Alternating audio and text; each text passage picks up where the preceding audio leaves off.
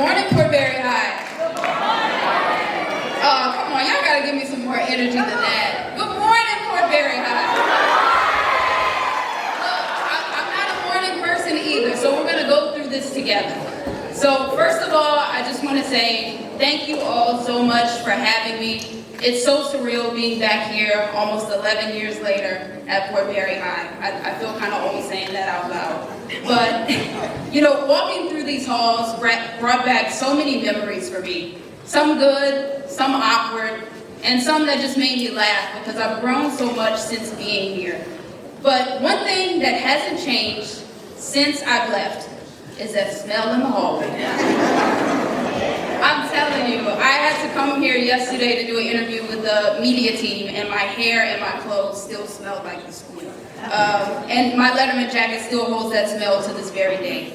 But being back here is emotional in a way that I didn't expect, because these halls don't just remind me of who I was, they remind me of who I didn't know I was yet. When people see me today as a journalist, a filmmaker, a professor, or a communications director, they often assume I knew who I was and where I was headed. And the truth is, that is far from my reality. And that's important to name today because the version of me sitting in those classrooms years ago didn't feel like she was part of anything historic. I didn't feel confident, I didn't feel seen, I didn't feel like I was becoming something people would one day celebrate. I just felt small, literally and figuratively. Angela Davis once said, "I am no longer accepting the things I cannot change. I am changing the things I cannot accept." At the time, I didn't have the words for it, but I was learning that feeling of smallness didn't mean that I was powerless. It meant I was standing at the beginning of choosing myself, even when the path forward wasn't clear. And that's why conversations about history, legacy, and community matter, because none of us know how our story fits into something so much bigger. So when I talk about being stronger together, I'm not talking from a place of achievement. I'm starting from a place where many of you may be right now. So let me tell you about that version of myself that existed here. I was shy, extremely shy. So much so that I would hide behind my mom or my brother to avoid talking to people. And this also translated in the classroom. My face would turn red if the teacher wanted to call on me. I would look at the floor and just hope that they would call somebody else. So raise your hands for me if you're more on the quiet side. Yeah. I feel you. I wasn't the loudest person in the room. I wasn't the most popular person, and I wasn't the student that teachers worried would talk too much. In fact, I was probably the one that they forgot was even in the classroom. And on top of that, I wasn't a great test taker.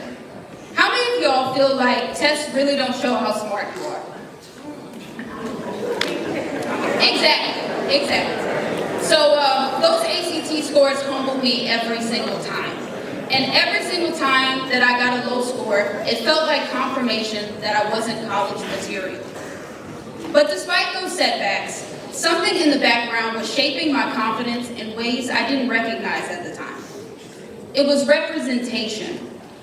After school, I'd go home and watch the Oprah Winfrey Show. And I saw a Black woman who was powerful, curious, emotional, and brilliant, all at the same time.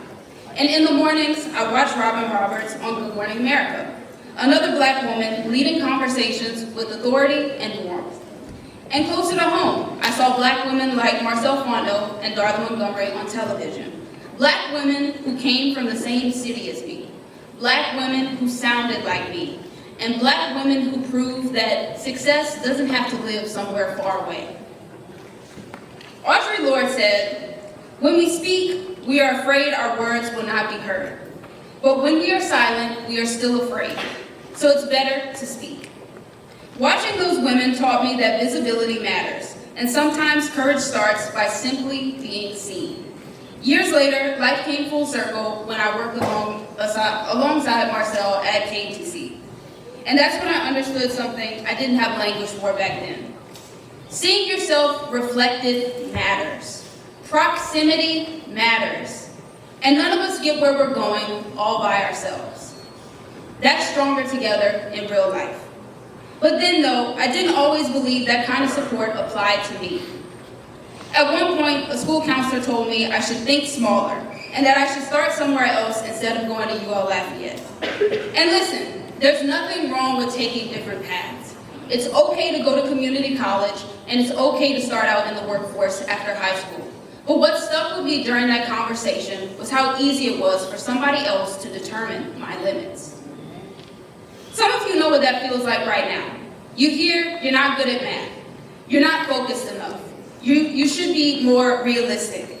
But hear me clearly when I say this. Other people's opinions are not instructions. Shirley Chisholm said one of my favorite quotes. She says, if they don't give you a seat at the table, bring a folding chair. I'm not ashamed to admit I'm very stubborn. So naturally, I still applied to UL Lafayette. I just didn't get in the traditional way. I got in through admission by acceptance. That meant extra testing, starting out on academic probation, and being watched closely from day one. So I made a decision, not to impress anyone, but to commit to myself. I showed up, I asked questions, I leaned on tutors, professors, and peers instead of isolating myself. And that first semester, I earned a 4.0 GPA.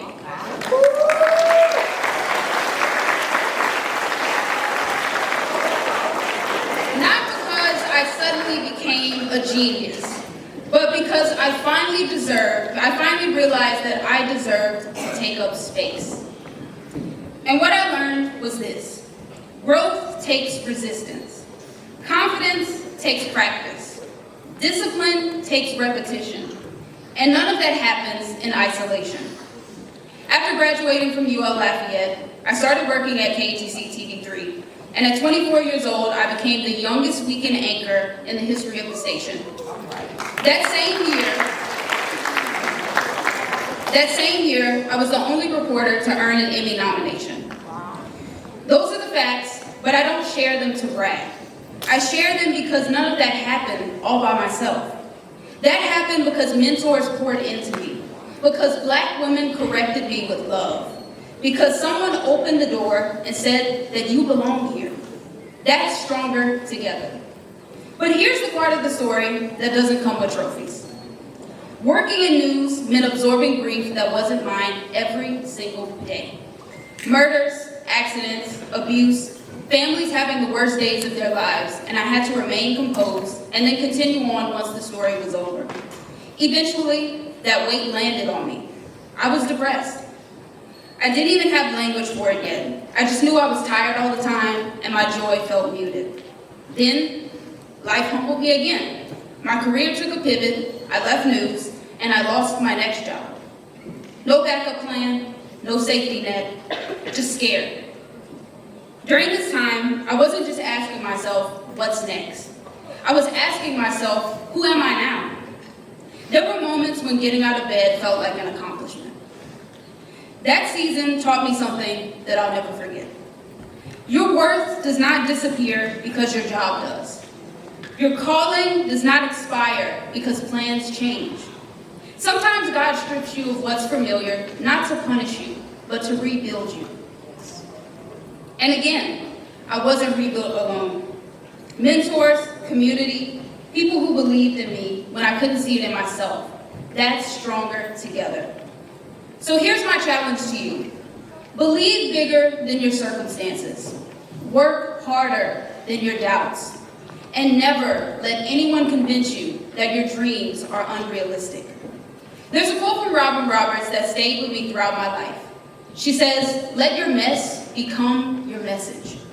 For a long time, I thought my mess disqualified me. Not making the high test scores, the depression I didn't have words for, the career pivot that shook my identity, and the job loss that forced me to rebuild my confidence without a title attached. All of those things felt like failure. But standing here today, I understand something I didn't back then. That mess wasn't the end of my story. It was the material. It was shaping my empathy. It was shaping my voice. It was shaping my purpose. So before I go, I want to bring this story back full circle. When I walked into the main building today, that familiar hallway smell hit me again, and for a moment, I was 16 again. Unsure, quiet, still becoming. But now, I understand something I couldn't back then. This place didn't just prepare me academically. It held the early version of me, the one who didn't know how strong she was. And the same is true for each and every one of you. One day, you'll walk back into this very building and realize that the moments that felt ordinary, uncomfortable, or uncertain, all of those things were shaping you. History doesn't move forward by accident. It moves forward because ordinary people choose courage, curiosity, and compassion together. And every single one of you has a role to play within that story. One that I truly believe will go further and reach higher than anything that I've ever accomplished. Because you're starting out with more knowledge, more access, and more voices reminding you that you belong. And most importantly, I can't wait to see where you take it from here. Thank you all so much.